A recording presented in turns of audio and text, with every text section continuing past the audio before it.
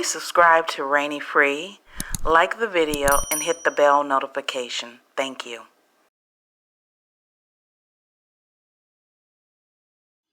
The whitewashing of Egypt is at an all-time high right now. In case you weren't aware, Netflix is coming out with a docudrama featuring Black queens. I think that the producer is Jada Pinkett Smith, if I'm not mistaken. But nonetheless, because the Cleopatra docudrama is going to feature a Black and or really biracial woman as Cleopatra, everyone's up in arms, meaning the Europeans and the Middle Easterns. First and foremost, Africa, all of it was all Black. That includes Egypt. The Persians and the Greeks invaded Egypt.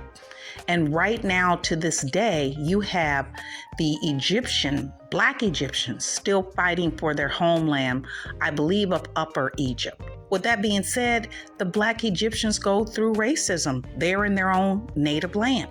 And then they want to act as if Cleopatra couldn't possibly be Black or at least biracial. Make this make sense, because none of it makes any kind of sense. The bottom line is the whitewashing of history when it comes to Black people is constantly in our face. We're constantly being told that the only thing we ever were either Nubians in Egypt or slaves. We know that's not true. But the CT scan has one more surprise for Alejandro: Shammai's ethnicity. Well, they have just told me that Shammai had Nubian features, which means that their ruling family was probably Nubian, and that was unexpected. Examining Shammai's anatomy closely, the thickness of his bones and the shape of his nasal cavity, the anthropologists think he was a Black African, likely from neighboring Nubia. A huge revelation that challenges the prevailing image of the Egyptian ruling class. We always thought the ancient Egyptian elite were Mediterranean type, and in this sense, Shammai is representing the society of the frontier, in which different ethnic groups were mixed. At the end, it doesn't matter the color of your skin. Shammai was Egyptian. You know, I get tired of the double standards in history. Now that Netflix is coming out with a docudrama about Cleopatra actually looking more Black, it's all of a sudden a problem. A while ago, as we all know, Elizabeth Taylor played Cleopatra years ago. No problem there. Now, all of a sudden, this attorney or whatever, Egyptian attorney wants to sue Netflix. Let me say something to you. If Columbus can discover America when he really didn't, then we must know that some of the things that these archaeologists are saying about all of Egypt being white predominantly, unless it was Kemet, unless it was identified as Nubian, when Egypt is actually in Africa. But what I stood upon and what they're still trying to ponder on is who was Cleopatra's mother? Well, guess what? They already discovered her. And her mother is known to be of African descent. Now, it may still be up for debate. It does not matter. And what they're saying about her mother is that not only is she known to be of African descent, she is either from Egypt or from another part of the continent of Africa. Now make this make sense. Why is there a big issue whenever it is Black related to history and something is great about it? It's not ever an issue if you talk about Black people being slaves. The other issue is there were 7 known Cleopatras known to the Western world in history. 7, not 1. The one that they're referring to into this movie and the one that Elizabeth Taylor played was the last Cleopatra. That's it. So when you ask, well, who was Cleopatra's mother? They seem dumbfounded or lost. They weren't lost when they were teaching that Columbus founded America in schools, literally until the Native Americans continued to push back on it. Now there's no celebration of Columbus Day. Make that make sense. So if someone's trying to tell me that Europeans do not whitewash history, I would say you would be a damn lie. They constantly whitewash history. Another unknown fact that's rarely even talked about.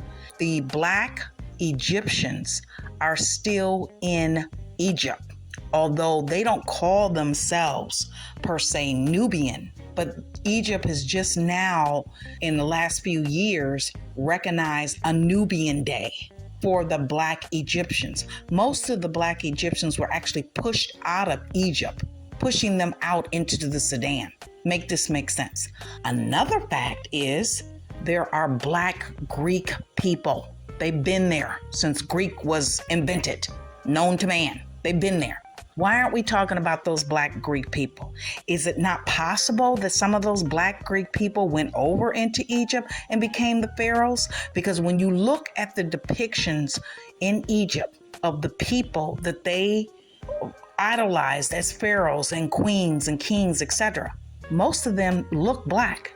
You're trying to tell me that Queen Elizabeth wore braids in her hair? No, I don't think so. But when it comes to depicting white people as being someone great, it's never a problem. They're not a slave. But when it comes to being Black, they can only be Nubian or they can only be Kemet. There's nothing else great about them. They only ruled for 20 years or so. It's always a short period of time.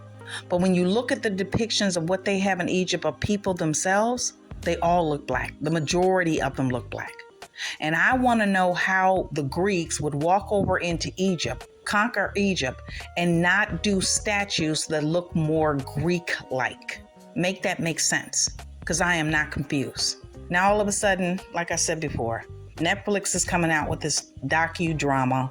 It's going to feature a Black and or biracial Cleopatra.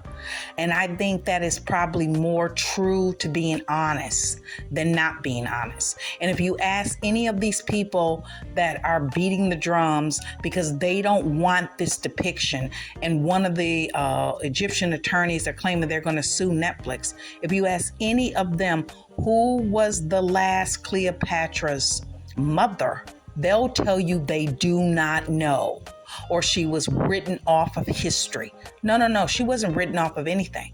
They just identified it back in 2009 or a little bit before that more than likely Cleopatra's mother had African origins. They couldn't identify whether or not she was from Egypt itself, being indigenous from that land, or if she was another part of Africa, but definitely of African origins. Now make that make sense. So the next time people want to push back on who's Black and who's not, we're already dealing with critical race theory not being taught in school. Basically, white kids and Black kids walk around school not knowing the atrocities of slavery, of the Atlantic slave trade, and that is due to the whitewashing of it. So no one is going to sit here and tell me that they are not whitewashing Black Egypt, Kemet, Nubians, etc. When the Black Egyptians are still there, they look very similar to those people that you see in the Sudan or in Ethiopia, and the Black Greeks are still in Greece, which are never spoken about. They're never talked about. I want you to put that in your cap and smoke it for a little while. Take some time and think about it.